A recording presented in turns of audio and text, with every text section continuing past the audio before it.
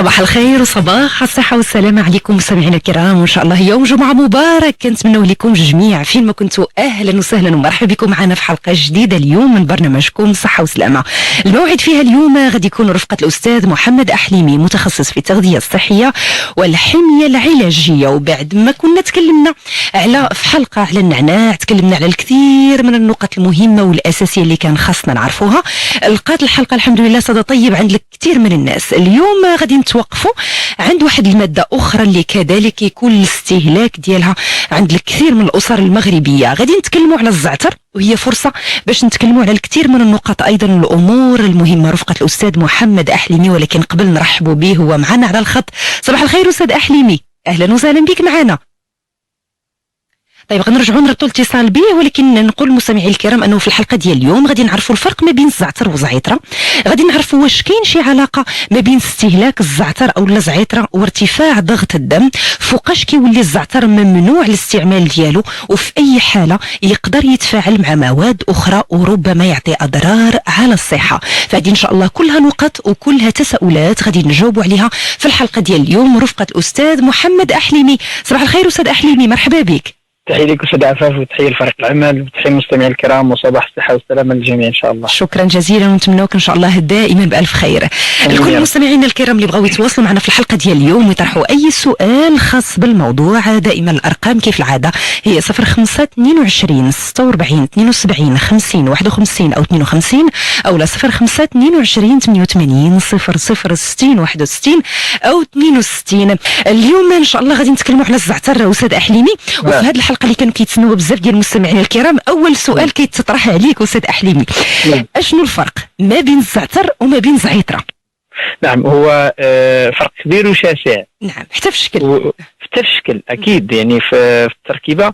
لان شوف سبحان الله، الله سبحانه وتعالى متع الانسان، ومتعو ماشي باغذيه، متعو حتى بنباتات، وهذه النباتات اللي كتصنع له الصحه ديالو. وقلت هنا الله سبحانه وتعالى عطاها لون وعطاها شكل وعطاها بزاف ديال الامور. وخصنا نعرفوا باللي حتى في الدقه، احنا العرب وخاصه شمال افريقيا وخاصه بالخصوص البحر الابيض المتوسط، فاحنا دقيقين جدا. والناس اللي عطاو التسميات ديال هذه النباتات كانت واحد الدقه عاليه. دابا كاين واحد الاختلاف في العالم حول بعض الاسماء ديال لي برينسيپ اكتيف ديال لي بروبريتي ديال هاد النباتات هذه، في حين ان الاصل وان الدقه كاينه، وخاصه في المغرب. لما كنشوفوا يعني في التاريخ، ولما كيجيو العلماء المغرب باش يشوفوا هاد النباتات كيلقاو واحد الدقه كبيره. يعني حنا الزعتر والزعتره راه بحال تقول الفرق بين القزبر والمعدنوس ولا القزبر والنعناع ولا هذه. يعني الزعتر شيء والزعتره شيء اخر. يعني المغاربه الحمد لله كيعرفوا الشكل ديال الزعتر، كيعرفوا الشكل ديال الزعتره. لي برينسيپ اكتيف ولا المفعول كذلك هناك يعني مغاير. يعني الله سبحانه وتعالى ما يمكنش يحط الزعتره والزعتر يكونوا نفس المفعول. المفعول يختلف. يعني بحال النعناع مثلا، النعناع راه كما كنا قلنا راه كاينه يعني يفوق يعني على حسب العلم ديالنا يفوق واحد 20 نوع من النعناع. يعني ماشي نفس لي برينسيپ اكتيف وماشي نفس المفعول، كاين اختلاف بسيط، ولكن وجود الاختلاف كاين الاختلاف. هكا عاوتاني الزعتر والزعتره يعني شيئان مختلفان، مفعولان مختلفان، ولكن هما الاساس هو انهم جاو هاد النباتات هادو. ما غاديش نقول انا اعشاب، ما غاديش نقول هذه باش نعطي يعني الحق ديالو. الزعتر هو من احدى النباتات باش نخليوه استهلاك العادي بالنسبه للانسان. الزعتر اللي غنهضروا عليه اليوم الاصل ديالو هو البحر الابيض المتوسط. يعني المتوسط كامل بصفه عامه، تونس، الجزائر، المغرب، شي شويه اسبانيا، ايطاليا، يعني اليونان. يعني واحد شويه ما الحاجه، ولكن اغلب واحسن واجود. اذا شفتوا شي زعتر كيتباع في العالم بالجوده ديالو عرفوه باللي المغرب يعني واحد التنوع كبير. وفي العالم كاين ما يقارب 300 نوع ديال الزعتر. غير على سبيل التذكير الاسم، هناك من يقول الزعتر، وحنا في منطقه الشمال كيقولوا السحتر.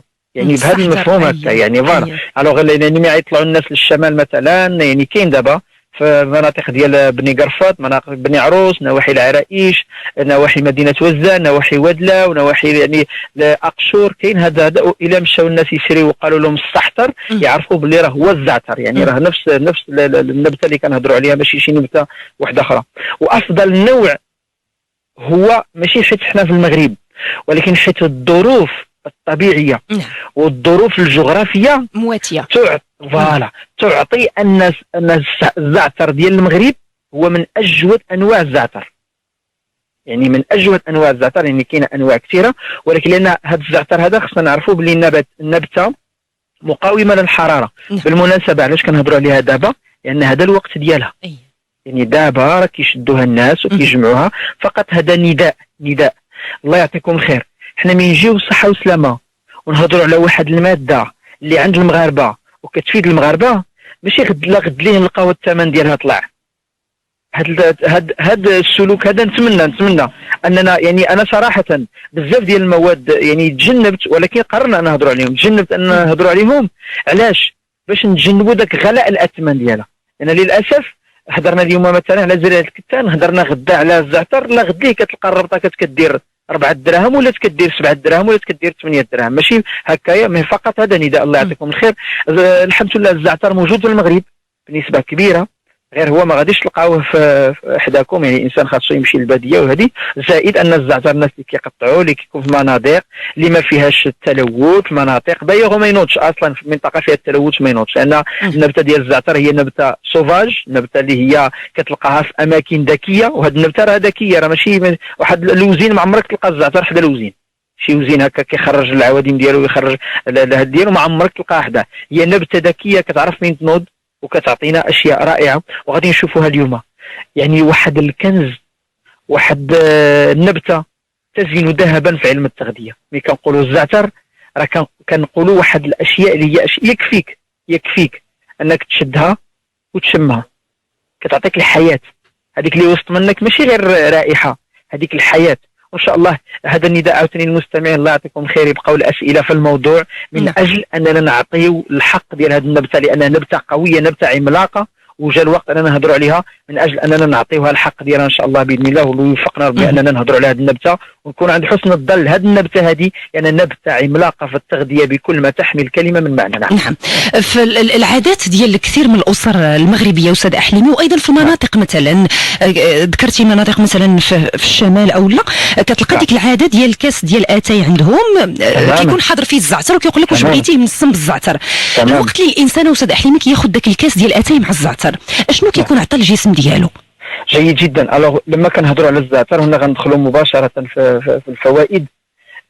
الزعتر فيه دي برانسيب اكتيف، ما غاديش نبقاو حنا نعطيو اسماء، لان ماشي المهم اننا نعقلوا على الاسماء العلميه، لان هذا الشيء يعني بقى في الجانب الاكاديمي. يعني ملي كنكونوا حنا في لقاء اكاديمي راه كنهضروا على لي برانسيب اكتيف اللي كاينين في هذا الزعتر. مي حنا المهم عندنا هو الجانب العملي.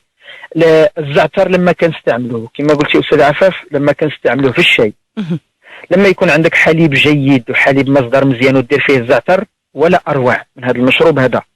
السمك يرافق بالزعتر. دابا الناس اللي غيشتوا الكبارين، يعني المطاعم الكبرى، اي مطعم يعني كبير في الاسماك الا وتلقى عنده الزعتر. ما تلقاش شي طباخ ماهر في الاسماك ما عندوش الزعتر.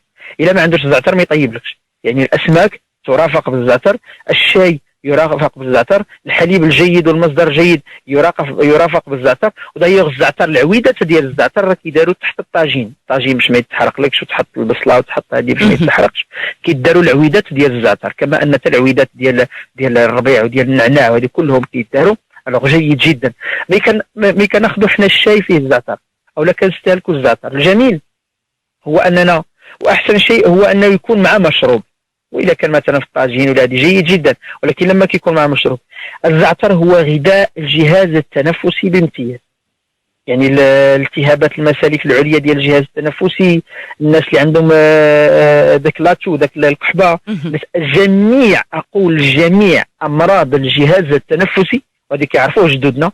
كيكون فيك مثلا عندك مثلا كحبه ولا عندك مشكل في التنفس ديالك، كاس ديال الماء كيسخنوا كيحطوا فيه شويه ديال الزعتر. ومعروف هذه الاشياء هذه يعني راه ماشي جديده عندنا في المجتمع ديالنا، الناس مرشوه جميع المنطقه اللي تسميها حنا اوغيل، المنطقه ديال الانف الحنجره وهذه كلها.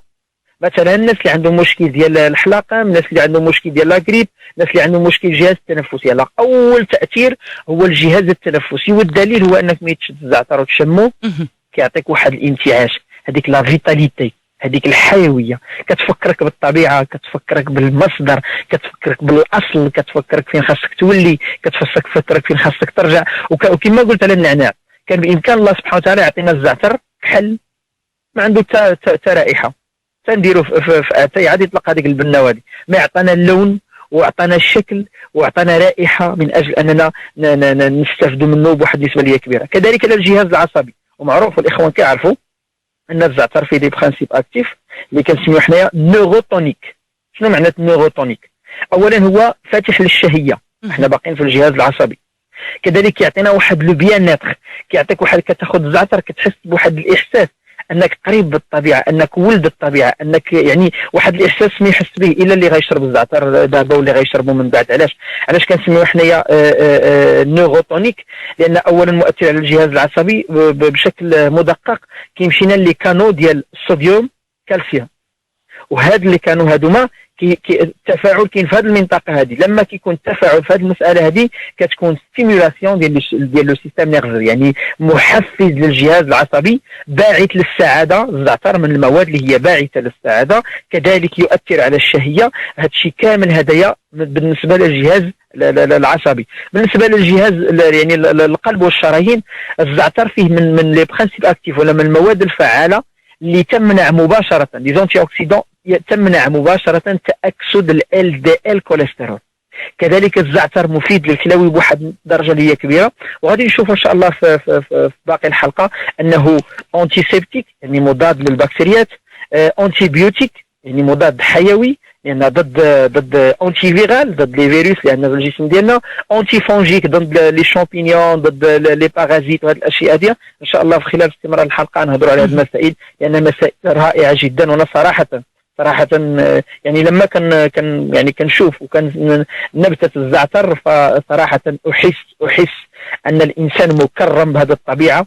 لما تلقى الزعتر عندك وكتلقى الانسان يمشي يشري شي اشياء ويخلي هذه النبته اللي كدير 3 دراهم 4 دراهم للربطه وما ياخذهاش، فكنظن ان الانسان لما ما يستافدش من هذه النبته هذه. ولما كنشوف هذه النبته كنعرف وكان امن وكنزيدوا نامنوا ان الله سبحانه وتعالى كرم الانسان احسن تكريم من عطاه كيفاش يحس بالسعاده ديالو من خلال نبته النعناع، من خلال النبته ديال الزعتر، من خلال النبته ديال الفليو ان شاء الله اللي غنهضروا عليها في الحلقات المقبله. فالانسان مكرم، ولكن هذا التكريم هذا واش عرفنا القيمه ديالو؟ واش مشينا نقلبوا عليه؟ يعني انا ومتاسف ان يعني بزاف ديال الديار في المغرب ما عندهمش الزعتر، وهذا الشيء هذا يعني كيكونوا بالدارجه ديالنا مضيعين الجسم ديالهم، مع العلم اننا كاين اشياء كثيره ممكن نديروها في الجسم ديالنا بهذه الماده هذه. نعم غادي نتواصل مع المستمعين الكرام من خلال الارقام 05 22 46 72 50 51 او 52 او 05 22 88 00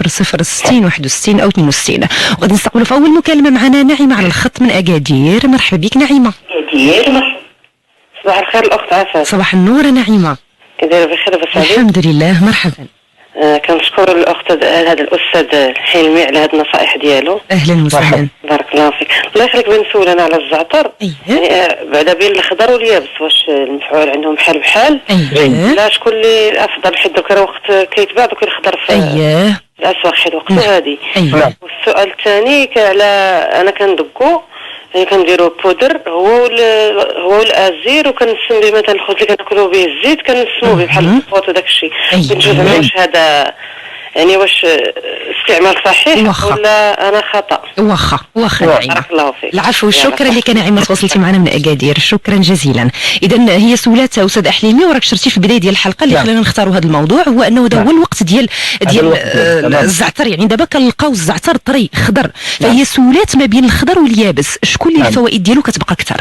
جيد. هو اولا بحال مثلا التين، دابا هذا الوقت ديال التين، ولكن علاش كنجفوا التين؟ علاش هو الطبيعه كتجفف التين راه ماشي حنا كنجفوش التين، كتشدو كتحطو في اشعه الشمس كيبس بحال التمر بحال الزبيب بحال، لان القيمه ديال هذه الماده خلات الطبيعه ان تعطينا فرصه ثانيه. نعم. يعني النبته خضراء جيده جدا، ما غاديش نقولوا النبته خضراء بحال واحد يابسه. يابسه مثلا فيتامين سي كينقص معروف، اي حاجه فيها تجفيف، فالنبته خضراء اكيد غتكون افضل.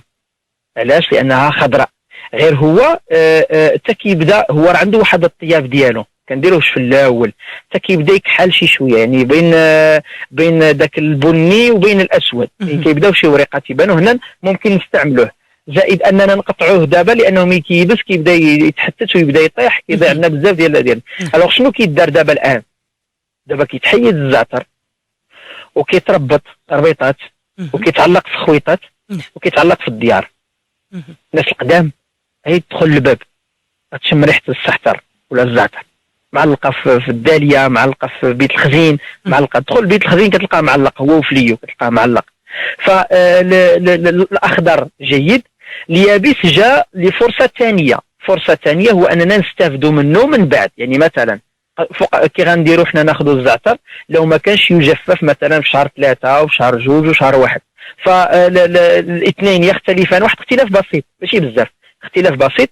لي برانسيب اكتيف يعني انا افضل الناس كانوا كيعلقوه، افضل، وهذه يعني اجتهاد مني، اننا مين يبس يعني كاريمون كنشدوه وكنحيدوا له داك العود ديالو، نخليو له الوريقات ديالو ونديروه في قرعي ديال الزاج. علاش؟ لان الزعتر فيه زيوت طياره، انت ملي كتدخل للبيت وتشم ريحه الزعتر فهذيك راه زيوت يعني تم انها خرجت من هذاك الزعتر. هذاك هو جيد اننا مثلا واحد 3 ولا 4 ضربات خصنا نعرفوا، وهذه من الخصائص الرائعه ديال الزعتر.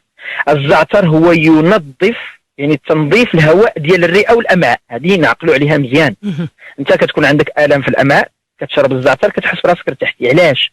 لانه ينظف الهواء، لانه هو كيعطينا واحد الغنى بالاكسجين. ملي كتشم انت الزعتر كاين واحد النوع ديال لا فريشور ديال الانتعاش، وهذا نابع انه كيعطينا واحد الغنى ديال الاكسجين، فهو منظف الهواء ديال الرئه ومنظف الهواء ديال الامعاء. فمزيان اننا نستافدوه في المنزل، مثلا بيت الخزين نعلق واحد 3 ضربيطات ولا 4 ضربيطات، الباقيه نشدها نحيد لها العواد، نحيد الوريقات، وهذوك الوريقات هذوك نديروهم في واحد الانيه ديال الزجاج كبيره ونسد عليها. علاش؟ باش نخلي هذوك لي برانسيب اكتيف اللي هما يكونوا واحد التركيز ديالهم اللي هو طالع. فالفرق ما كاينش فرق جو مباشر، ما كاينش فرق كبير ما الاستعمال الاستعمال اليابس والتجفيف من اجل اننا نستافدوا منه في باقي الاشهر اللي ما كيكونش فيها الزعتر. نعم. السؤال الثاني ديال نعيمه، قالت باللي العاده ديالها انها كتدق الزعتر مع ازير كيوليو على شكل مسحوق وكتعجن بهم العجينه ديال الخبز. فسولت واش هذه عاده مزيانه؟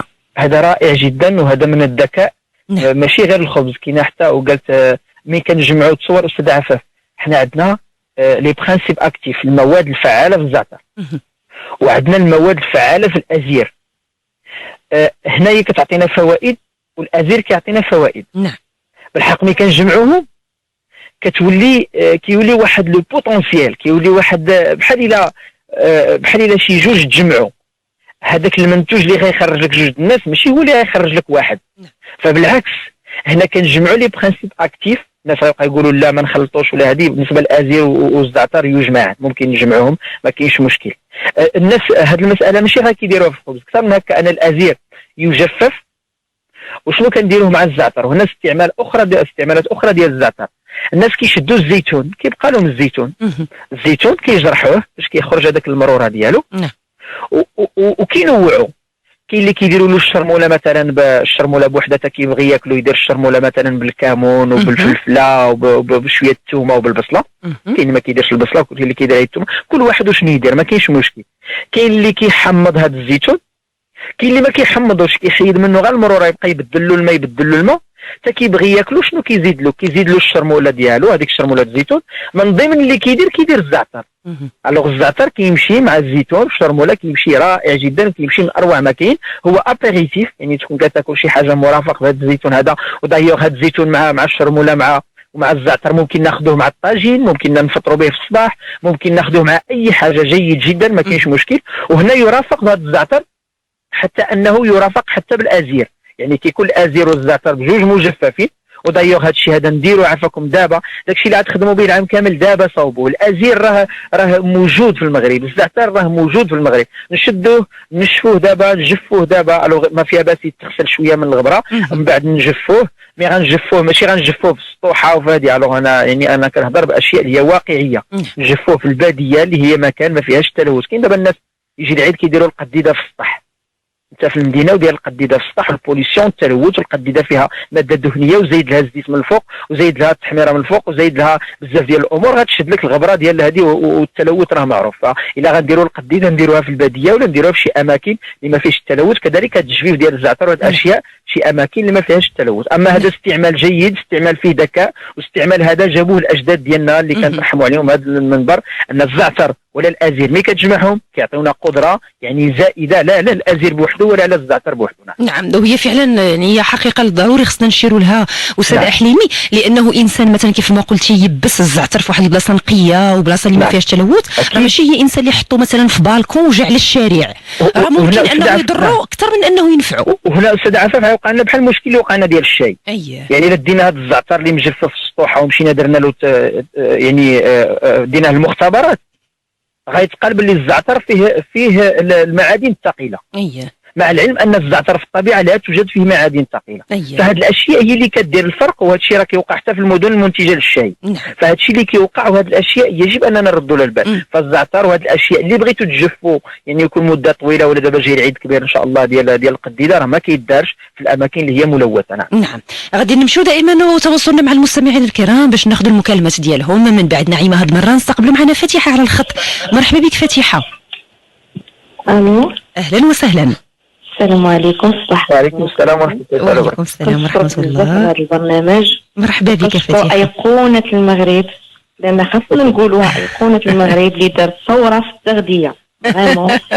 ايقونه المغرب دارت ثوره في التغذيه ايجابيه. شفت ثوره ايجابيه لاله فاتحه ايجابيه، وكاع الناس كيبغيو. عرفتي علاش كيبغيو؟ نضروري نقول الكلمه. مرحبا. لانه صادق في كلامه وكيبغي الناس وماشي مادي. هذا الشيء علاش كيبغيو الناس بزاف، كيبغي صحة الناس أكثر ما كيبغي المادة. نعم أنا ما نتكلمش أستاذ أحليمي، أنت اللي خاصك تجاوب فاتحة. لا خاصني ضروري، لأنه أنا عزيز عليا بزاف. وانتم كذلك. يقدر يقنعني في التغذية، ولكن هو فريمون كلماته صادقة وما كيبحثش على الفلوس.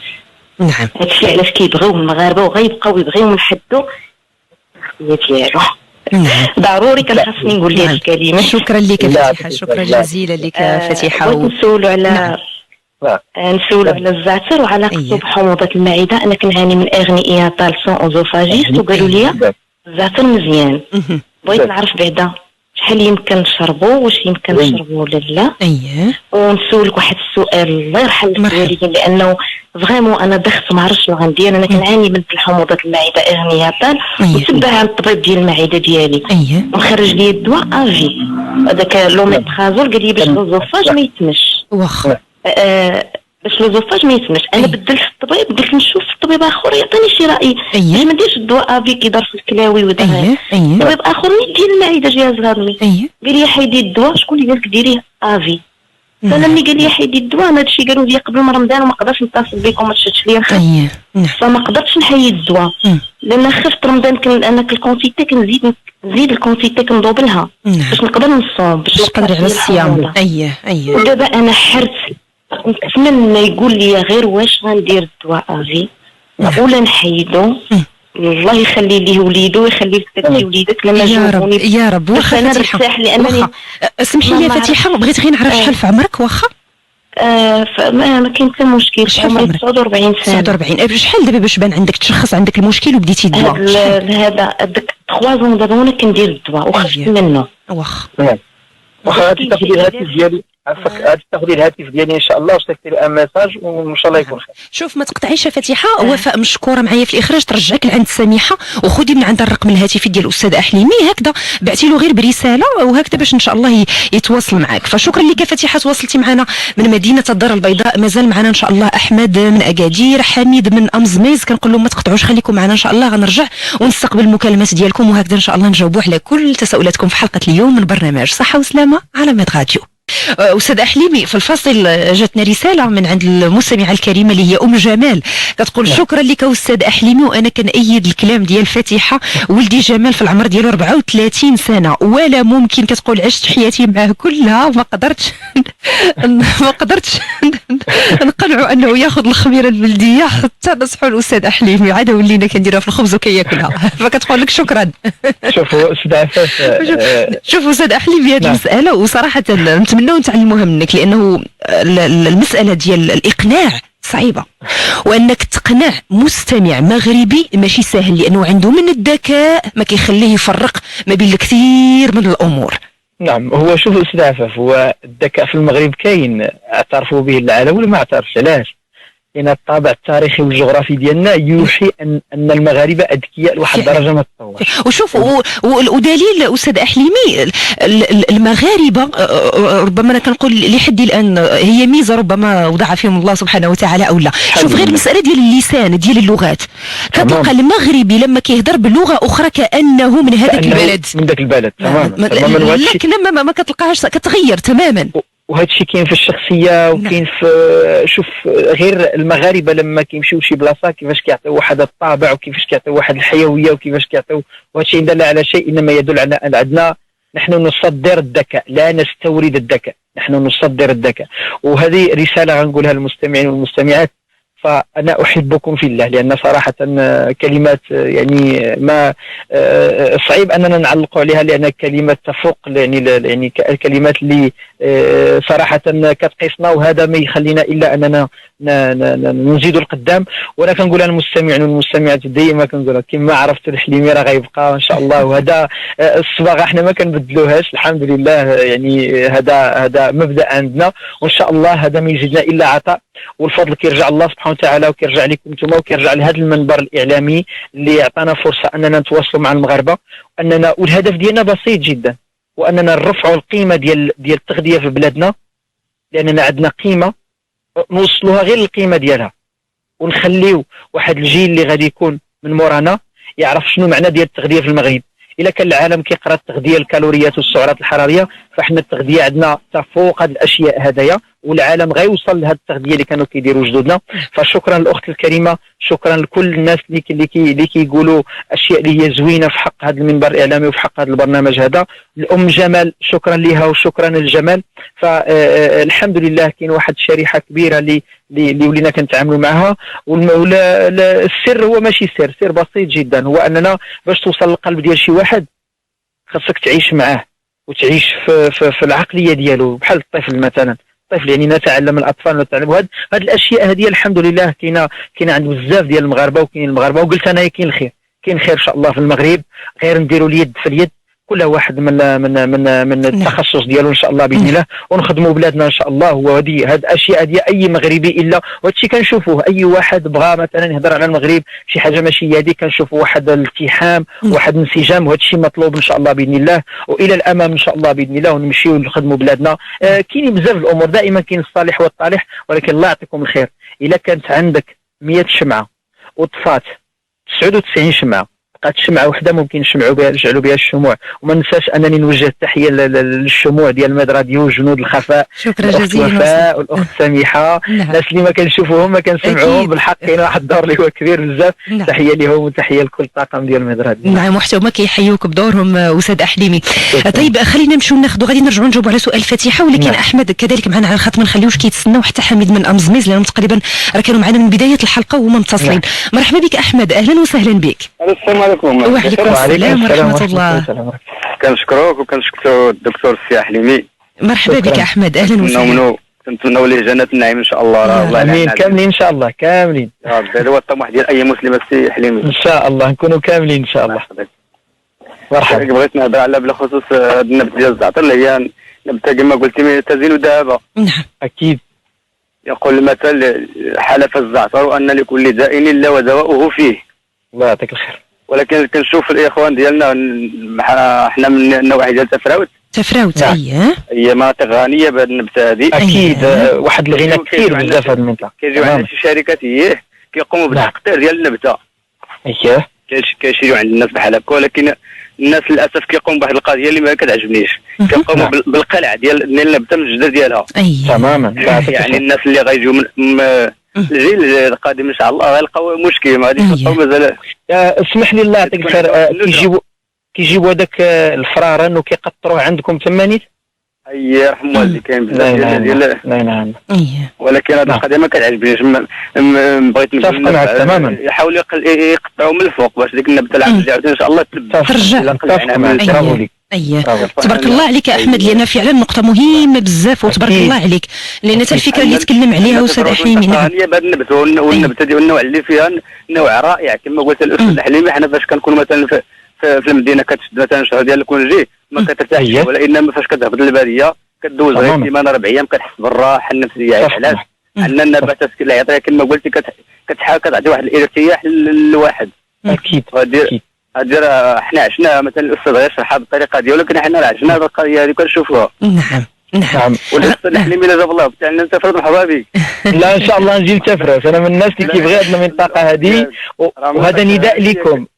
نعم نداء لكم، تفراوت باقين عندكم الثقافه، لا تفراوت ولا امزميز، الاخ اللي يتصلوا امزميز باقين عندكم واحد الثقافه حافظوا عليها، الله يعطيكم الخير. الثقافه الغذائيه راه بغينا هذا الشيء هذا، والعالم غيرجع لهذا الشيء. نعم. واخا ناخذوا حميد على الخط هذه المره معنا من امزميز. مرحبا بك حميد. السلام عليكم. وعليكم السلام ورحمه الله. كنشكرك اختي على هذا البرنامج، دكتور حليمي الله يخليك لينا وجمعه مباركه لينا وليكم. شكرا جزيلا. بارك الله فيك. بكون منطقه امزميز راه تزخر كما جدي بدي بهذا النبات هذا، والحمد لله بالمناسبه راه هذا النبات هذا راه عايشين في عائلات، راه كاين اللي كيطلع للنواحي كيجيب قبطه كبيره بدرهم، راه هو غني ولكن الثمن ديالو بسيط، ولكن راه الغناء ديالو في الغذاء راه كبير بزاف. نعم. اللي بغيت نشير دكتور هو انا مدمن على هذه النبته هذه صباحا مساء، وكنشربها بزاف وعزيزه عليا، وما حسيت بشي حاجه راه هي اللي كننتج اليها، هي الدواء ديالي. اللي بغيت نسول الدكتور واش ياك ما في شي ضرر هذا نجاوبك ان شاء الله. كثره التناول هي تنتاول بكثره. نعم نجاوبك ان شاء الله باذن الله. واخا نجاوب على سؤالك سي حميد، وشكرا لك تواصلتي معنا من امزميز. الا سمحتي استاذ احليمي انا غادا نبدا بالسؤال ديال احمد من اكادير، لانه تكلم على واحد النقطه مهمه بزاف اليوم. نعم اليوم في دول اللي هي وعات بواحد الامور اللي هي ضروريه جدا، يعني كيفكروا كتكون مثلا سياسات اللي هي كتخدم ربما الجيل اللي غادي يجي من دابا 30 عام 40 عام ولا 50 عام. فهي النقطه اللي تكلم عليها احمد، قال دابا النبات ديال الزعتر في النواحي ديال تفراوت كيحيدوه من الجذر، يعني الجيل اللي غادي يجي من بعد يقدر هذيك النبته ما يلقاهاش في هذيك المنطقه، صافي ما بقاش انقرضات. وحتى الانتشار دابا استاذ عفاف اللي كان البارح ماشي هو ديال اليوم، كل عام كتلقى واحد لازون كان فيها الزعتر ما بقاش كتنقص. وهذا الشيء هذا واقع حتى مع فليو. نعم. لان هذا الشيء هذا كنعرفوا حنا الناس كيجيبوا الفرارن كيجمعوا داك فليو بثمن بخس واحد الثمن، يعني بحال هذاك اللي كيجيبوا لك غا كيخدم معاه، ويتم التقطير ديالو كيتباع بواحد الاثمنه خياليه. يعني باش يفهموا الناس، فران بحال فليو كيخرج فران للباديه، فران كتشوف الدخان راه فين هو طالع باش كيقطروا هاد الفليو. واحد الكميه، الخطير هو انك باش تقطر هاد الفليو خصك واحد الكميه كبيره باش تصاوب واحد الكميه صغيره. كيكون مركز جدا، لان معروف ان لا فليو ولا الزعتر كيتستعمل في التغذيه، كيتستعمل في الكوسميتيك، كيتستعمل في بعض الانواع ديال المواد ديال الصيدله جيد، ولكن اننا نوصلوا اننا هذاك مثلا داك الدوار اللي ما عندهمش واحد المدخول، نمشي انا ونبقى ناخذ انا فليو ربطه ديال الفليو، يعني راه تشدها بجوج يدين بدرهم و50 فرانك، يعني 30 ريال ولا 2 دراهم. فبالنسبه لي انا هذا الدوار هذا خاص هنا يجب ان نؤطر نفسنا في تعاونيات، وان شاء الله هذا الشيء غادي يكون ان شاء الله باذن الله. هذه وعد مني ان شاء الله باذن الله اننا غادي نديروا ان شاء الله في اكاديميات فن الحياه من نصوبوا ان شاء الله الاطار القانوني، غنبقاو كل منطقه نديروا فيها واحد مهرجان صغير في الوقت ديالو بالموسم ديالو في انتاج هذه الماده هذه. مثلا ملي يكون عندنا مثلا الباكور نمشيو نديروا مهرجان صغير في انتاج باش هكا نعرفوا اعلاميا بهذه المنطقه، نعطيو قيمه لهذه الماده، ويكون هذا التاثير ديال هاد الناس في تعاونيات في جمعيات من اجل الحفظ، بحال مثلا الناس اللي داروا ديال التلوين مثلا ديال الزعفران. لما تمشي تشوف الفلاح تلقى مثلا، وهذا الشيء خصنا نقولوه، يعني هذا الشيء دائما قلت انا كاين الصالح والطالح، حنا لا نسيء النيه ولكن كنقول الواقع. كتلقى وسيط العام كامل هو ناعس ما كيدير والو، والفلاح مسكين ديال الزعفران العام كامل هو كيخدم. ومن ينتج الفلاح هذاك الزعفران ويبيعو يجي ذاك الوسيط يربح اكثر من ذاك الفلاح. لا يعقل. وهذا الشيء هذا يجب اننا نديروا واحد اطار. والحمد لله راه الشباب ديال اليوم راه سمحوا لي على المصطلح راه عاقوا بهذه الاشياء هذه. ولا مشيتي للتلوين غتلقى تعاونيات اللي عندهم واحد الثمن اللي محطوط في القانون، ثمن قانوني بشحال كيتباع. هذه ثمن قانوني، يعني جايه من سلطه عليا ان هذا الثمن ديال الزعفران. وهذا جيد، هذا يدعم هاد الناس هادو من اجل اننا نبعدوا الناس على هاد الممارسات اللي كيجيو هاد الوسطاء هذا. والحمد لله هاد الامور هذه جيده في المغرب. نتمنى انها تكون في هذه المساله ديال الزعتر، المساله ديال الفليو ان شاء الله باذن الله. وهادو الحمد لله مدخرات ديالنا وكنوز ديالنا يجب اننا نحافظوا عليها. نعم. نرجعوا للسؤال ديال فتيحه استاذ احليمي، 49 سنه، هي قالت بلي المشكل ديال حموضه المعده تقريبا هذه المده ديال 3 سنين. خلال شهر رمضان الكريم اضطرت على انها تضاعف يعني العلاج اللي كتاخذ ولا الدواء اللي كتاخذ، قالت باش تقدر تكمل الصيام ديالها بدون مشاكل خلال شهر رمضان الكريم. دابا هي ما بين زوج ديال الاراء استاذ احليمي. نعم. حسينا بانها في دوامه. نعم ان شاء الله ما تبقاش في دوامه ان شاء الله باذن الله. وهنا علاش توجدت ميد راديو، علاش توجدت هذه المنابر الاعلاميه هذه كتعطي واحد القيمه. انا بالنسبه لي اللي نقدر نهضر عليه هو الجانب الغذائي. وان شاء الله السؤال هذا جو سوي سور ان شاء الله بالنسبه لغنياطال وبالنسبه للتريتمون ديال حموضه المعده غيوصل للدكتور الودغيري اللي كنحييه من هذا المنبر ان شاء الله باذن الله. لان باش نعطيو كل واحد نعطيوه يعني الاشياء. يعني انا بالنسبه لي انايا كنبقى في التخصص ديالي بالنسبه لحموضه المعده ولا هذا انواع الفتق ولا الغنياطال ولا هذه المشاكل هذه. كنوعد الاخت ان شاء الله في الموسم الجاي غادي نديروا ان شاء الله سلسله حلقات على هذه المشاكل هذه. مي الزعتر غادي يفيدها بزاف كاع، يعني الزعتر غادي يفيدها. بالنسبه لابوزولوجي ما كنخافوش من لابوزولوجي، ما كنخافوش من واحد الكميه. يعني يقدر الانسان مثلا البالغ ولا الاخ اللي هضر معنا يكون حتى لواحد 3 الكيسان في النهار، يعني كل معلقه صغيره في الكاس ولا حتى 4 الكيسان ما كاينش مشكل. بالنسبه لابوزولوجي ما كاينش يعني شي انتوكسيكاسيون اللي ممكن ان يوصل لها الانسان اكونديسيون ان يكون انسان واحد الاستهلاك اللي هو استهلاك يعني معقول. يعني هذه الفقره ديال الكميه خاصه الاخت الكريمه وخاصه الاخ الكريم اللي اتصل. واش كاين موانع؟ واش كاين موانع؟ واش كاين مشكل؟ لابوزولوجي يعني صعيب باش اننا نوصل واحد الكميه اللي يكون فيها مثلا لا قدر الله يعني سم ولا يولي انتوكسيكاسيون. هذا الشيء هذا يعني نادر. بالحق عاوتاني يكون بدون افراط ولا تفريط. فبالنسبه للاخت الكريمه اللي غنقول لها انا المشكل ديالها الزعتر كجواب مباشر غيفيدها. زائد الزعتر كيعطي واحد الطونيوس ولوزوفاج راه غيفيدوا هذه المساله ديال الزعتر. النصيحه اللي غادي نعطيها ما عمرها تاكل وتتكا. علاش؟ لان كيولي هذا المشكل هذايا. تحاول تقسم الوجبات ديالها، واش واحد الوجبه اللي هي كبيره بزاف في الاكل ديالها. تحاول انها تكون نشيطه من اجل انها ديجاجي وتحيد هذه الغازات اللي ممكن تسبب. لان هذا الفتق اللي كيوقع كاين اسباب كثيره. وتحاول انها تحرك شي شويه، لان العضله اللي كتغطي البطن ديالنا هي عضله اللي خصها تتحرك. وان شاء الله كنوعد ان شاء الله هذه الغنياطال نديروا لها حلقه خاصه فيما يخص التغذيه. وكنقول لها شكرا بزاف وواظبي. وان شاء الله الصحه راه اشتغال يومي، اشتغال بالدقيقه بالثانيه من اجل اننا نكسبوا الصحه ديالنا ان شاء الله باذن الله. وكنتمنى ان شاء الله لها لوليداتها ان شاء الله الصحه والسلامه. نعم. بزاف ديال الناس استاذ احليمي لما كيتذكر الزعتر او الزعتره دائما كيتذكر معهم واحد المشكل صحي بالنسبه للناس اللي كيكون عندهم ارتفاع ضغط الدم. كيبقاو واش كاين تاثير او لا؟ خصوصا كنتكلموا على ناس اللي ماشي كيكتفي بالمراقبه فقط، وانما الطبيب كيوصف له الاقراص اللي هي خاصه بارتفاع ضغط الدم. كيبقى السؤال واش داخل الجسم ديال الانسان اللي هو مصاب بارتفاع ضغط الدم وكياخذ اقراص او ادويه ممكن يوقع تفاعل مع الزعتر؟ هو استاذ عفاف باش نوضحوا هذه النقطه هذه. كاينه بعض الانواع ديال الاعشاب اللي تطلع على طونسيون اكثر من الزعتر والزعتره. مع العلم ان الزعتر يعني هذه يمكن غير مشات جو بونس كمعلومه، يعني معلومه يعني هي علميا هو فعلا بالنسبه للزعتر ما غاديش يطلع الطونسيون. بالعكس الا مشينا مثلا احنا ماشي كنقول انا الناس حيدوا الدواء، كنوضح الفكره. احنا ما كنعطيوش يعني قرار للناس، كنشرحوا لهم. وكيبقى الانسان يعني حنا كنغلفوا غير المعلومه بالجانب ديال مبسط الشرح باش يفهموا الناس. مثلا ملي كتاخذ انت الدواء ديال الطونسيون الدواء ديال الطونسيون معروفين الاخوه المختصين شنو هو لي برينسيپ اكتيف سو دي بيتا بلوكون معروف انه سو دي بيتا بلوكون. كاينين اشياء في الطبيعه اللي ماشي الناس اللي عندهم طونسيون، نعاود نقولها كنهضر على الناس العاديين، مثلا الانسان ما عنده طونسيون ما عنده والو عنده لا طونسيون عاديه. باش انت تحمي راسك من ان يكون عندك ليبر طونسيون او لا ليبوتونسيون، ردوا البال ان راه كنخافوا حتى من هبوط الضغط الدموي. كاينين ناس دابا شباب وشابات بالخصوص عندهم 10/5 كارثيه، 9/4 كارثيه باش تنوض.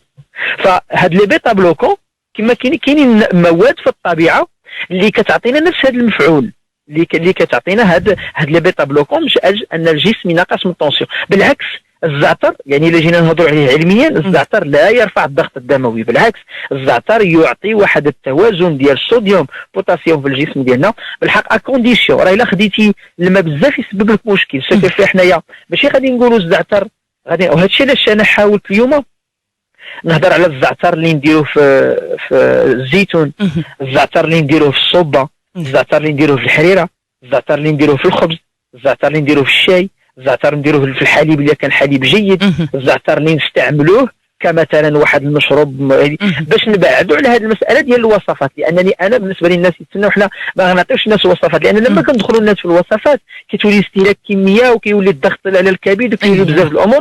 فانا كنهضر على التخصص ديالي يعني كيدخل في النظام الغذائي العادي كنسمو به كنبته من نباتات اللي متعنا الله سبحانه وتعالى بها. فهي لا ترفع الضغط الدموي بالقدر اللي الناس كيعتقدوا وبالقدر ديال الاشياء اللي تقالت انه رافع الضغط الدموي. الزعتر ليس بماده رافعه للضغط الدموي بتاتا. نعم. سؤال اخر استاذ احليمي، المراه الحامل وايضا الام المرضعه واش ممكن تستافد من الزعتر بدون مشاكل؟ جيد، مشكوره استاذ عفاف، هذا سؤال مهم جدا. المراه الحامل حنا كنخافوا من لي فيتوستروجين يعني الاستروجينات من اصل نباتي. الزعتر ما فيش واحد النسبه كبيره. كيف ملي كنخافوا من الحلبه، من حبه حلاوه، من النافع، من الزنجلان، من الايلان، هادوما وي. اما بالنسبه للزعتر المراه الحامل ممكن تستهلك بحال الانسان عادي، ما كاينش مشكله يعني اكونديسيون. الله يعطيكم الخير، لان المراه الحامل معروف ان لما يكون الجنين كيكبر كيضغط شويه على الحجاب الحاجز يعني الديافراغم، وكيضغط على المعده وكيضغط على الامعاء، كتولي بعض الغازات كيولي بعض الامهات غير كيشربوا في هذا الزعتر. علاش؟ باش يحيدك هذه الغازات. راه الزعتر الا ما دارلكش مفعول بواحد لادوز صغيره ما غيديرلكش مفعول بواحد لادوز كبيره. يعني حنايا لما الجسم ديالنا وشكون اللي الزعتر المفعول ديالو لما كيكون الانسان انه فعلا كياكل مزيان، لا قدر الله كانت شي انتفاخات بسيطه فممكن نحلوا هذا المشكل. فالمراه الحامل ولا المراه المرضع ناخذوه بالحق كتبقى بكميه معقوله بحال الانسان العادي، ما نزيدوش اكثر وممكن كاع ما نقصوش، بقى كميه اللي هي كميه اللي كتستهلك المراه قبل ما تحمل ولا قبل ما ترضع. نعم. انس كتسولك استاذ احليمي واش ممكن تستافد من الزعتر خلال الايام ديال الدوره الشهريه؟ جيد جدا، واش ما كاينش مشكل؟ نعم جيد جدا. خلال الدورة الشهرية إن شاء الله غادي نديروا حلقة خاصة على هذا المشكل ديال الدور، لأن هذه المرحلة تؤرق الأنثى بصفة عامة. علاش؟ لأن كيكون آلام، ونعطيكم مثال، آلام كيجي من الحلويات، كيجي من السكر، كيجي من الصوديوم، لأن لا ريتونسيون إيدريك الجسم كيدير شوف المرأة الأنثى ملي كتكون في الدورة الشهرية ديالها كتزيد 2 كيلو 3 كيلو، كيتزاد هذا الوزن هذايا، وهذا الوزن كيجي من لا ريتونسيون إيدريك. مي كنوعدكم إن شاء الله بإذن الله أننا نديروا حلقة خاصة على هذا المشكل. الزعتر مفيد جدا للأنثى خلال الدورة الشهرية ديالها، كما أن النباتات كاملة، مثلا النعناع مفيد جدا، فليو مفيد، الزعتر مفيد. هذه أشياء اللي أولا كتفتح الشهية، لأن الأنثى بعض المرات يكون عندها نقص الشهية، كتفتح الشهية. زائد أن هاد الأغذية بحال هذه من شأنها أنها تخلي واحد الإحساس، لأن المشكل اللي كيكون آلام، كيكون شي شويه النفسيه شي شويه مضطربه خلال هذه المرحله هذه. ودايوغ راه الحبيب المصطفى صلى الله عليه وسلم هضر على هذه المساله هذه قبل ما تهضر عليها العلوم، هضر عليها الطبيب البشري اللي هو الرسول صلى الله عليه وسلم، على ان الانثى كتكون شي شويه نفسيا يعني والتعامل ديال الرسول صلى الله عليه وسلم مع الزوجات ديالو كان يعني خاص خلال الدوره الشهريه. هذا يوحي ان كاين يعني واحد شويه ديال الاضطرابات النفسيه. باش كنعالجوا هذه الاضطرابات النفسيه بالزعتر؟ لان معروف، انا قلتها او من المعلومات اللي عطيت في الاول، قلت انا الزعتر هو نيغوتونيك يعني كيعطي واحد التونس، كيعطي واحد الانتعاشه، كيعطي واحد لو بياناتر، كتحس براسك مزيان. ولا الانثى ما احوجها لهذا الاحساس هذا، هي الاحساس ديال لو بياناتر بوندون هاد المرحله ديال الدوره الشهريه. نعم. لك الشكر الجزيل الاستاذ محمد احلمي، متخصص في التغذيه الصحيه والحميه العلاجيه. شكرا جزيلا مره اخرى، ونتلاقاو ان شاء الله الاسبوع الماجي بدايه من يوم الاثنين. شكرا لك.